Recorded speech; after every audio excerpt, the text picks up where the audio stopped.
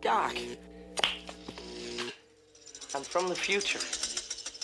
I came here in a time machine that you invented. Now I need your help to get back to the year 1985. It's Sunday morning on CBS, and here again is Jane Pauley. That's Michael J. Fox in his career-defining role in the movie Back to the Future. Who could have imagined what the future held for him? This past spring, we sat down to reminisce. Our conversation is one of our Sunday best. Do you remember the first time you were in New York City? I came to see you. I came to see you and do today's show. Promoting a new show, and I introduced a new name in Hollywood, Michael Fox. What do you do if you are children of the 60s and your oldest son makes William Buckley look like FDR? Actor Michael Fox plays just such a son on the NBC television series Family Ties. You don't subscribe to the Wall Street Journal in real life? I don't yet. I have to be careful on the set that I'm not holding it upside down. I have no idea. Me and my friend who came with me to New York wandered down Fifth, and we were at breakfast, and it was $20. I lost my I had $20. What you remember is breakfast, and I remember meeting you. On the cusp of a very bright future. There were people at every state in the union at that protest. What were you protesting? Good grooming? Family Ties debuted 40 years ago. Well, how do I look? Middle-aged. After taping the first show with a live audience, did you know you were the star?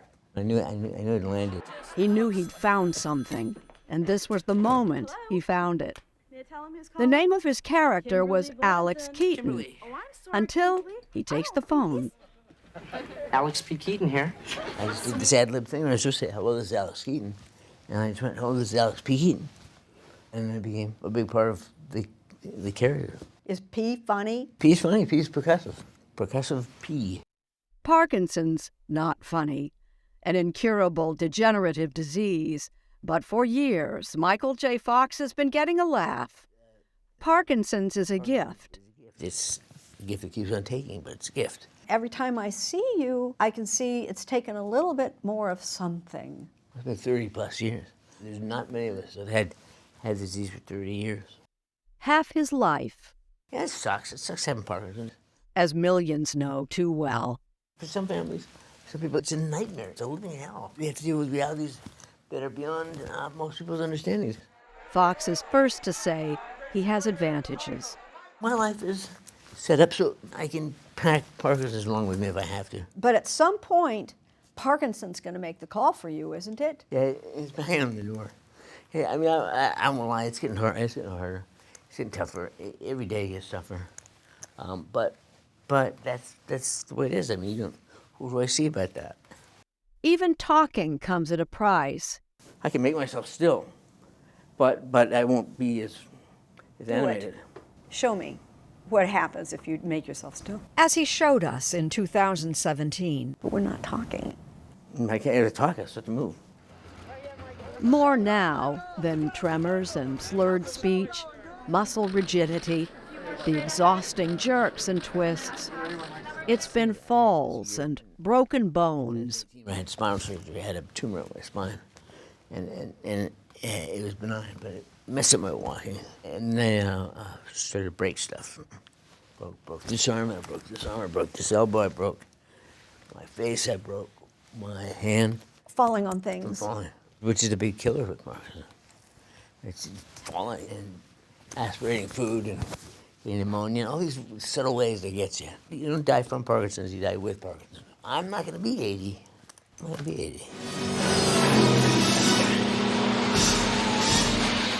He does think about mortality, but at 62, he's far more inclined to look back and savor his past. I had to go through our den, our TV room, and I looked up and Back to the Future was just starting. And I hadn't seen it since like 1987, I hadn't seen it. As he recalls, Tracy Paulin, his wife of 35 years, had been waiting for him. I sat down on the sofa. Like 45 minutes later, Tracy goes, "What are you doing? Where are you?" And I said, "Back to the Future's on." She said, "You're watching Back to the Future?" And I said, Yeah, I'm really good in it. In the summer of 1985, Michael J. Fox was the hottest name in Hollywood, with not only a #1 movie, but a #2, and a top TV show. 20 to 30% of TV viewing audience was watching you. Yeah. That's not true now. On Thursday night, walking down the hallway of the hotel, in every room I could hear Family Ties. And it was massive. How'd you handle that fame? I pigged out on it. I loved it. Mike he's a genuinely great guy. I mean, In recognition of his foundation work, old friend Woody Harrelson presented Fox with an honorary Oscar last year. We did some damage.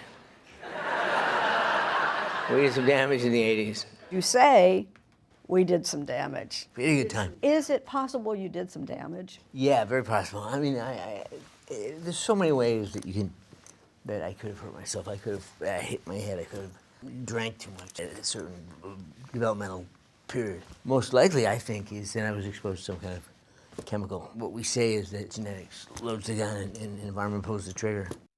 In 23 years, the Michael J. Fox Foundation has so far raised $1.5 billion for research, announcing a breakthrough recently, identifying a genetic biomarker for Parkinson's, which could allow earlier diagnosis and treatment.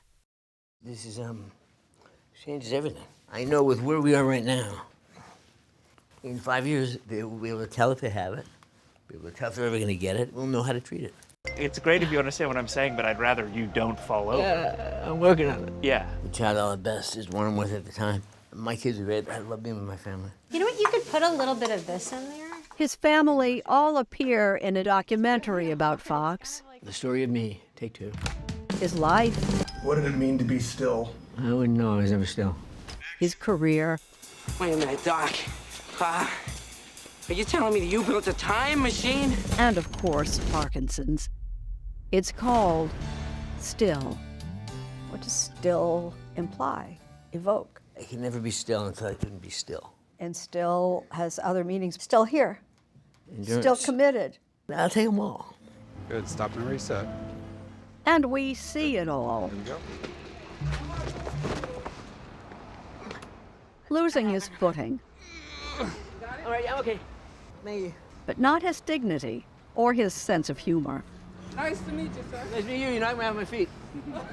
And you come in with the punchline. You knocked me off my feet. You knocked me off my feet. Got the laugh. Always looking for the laugh. Yeah. Always looking for the laugh. Michael J. Fox is a serious person. Funny, but wise. There had never been a time in your life that wasn't amazing. Very good life. It's perverse to say it, but kind of a charmed life. That's the point. That's the joke. I recognize how hard this is for people, and I recognize how hard it is for me. But I have a certain set of skills that allow me to deal with this stuff. And then I realized, with gratitude, optimism is sustainable. I mean, if you can find something to be grateful for, then you find something to look forward to, and you carry on. Write that down. With gratitude, optimism is sustainable.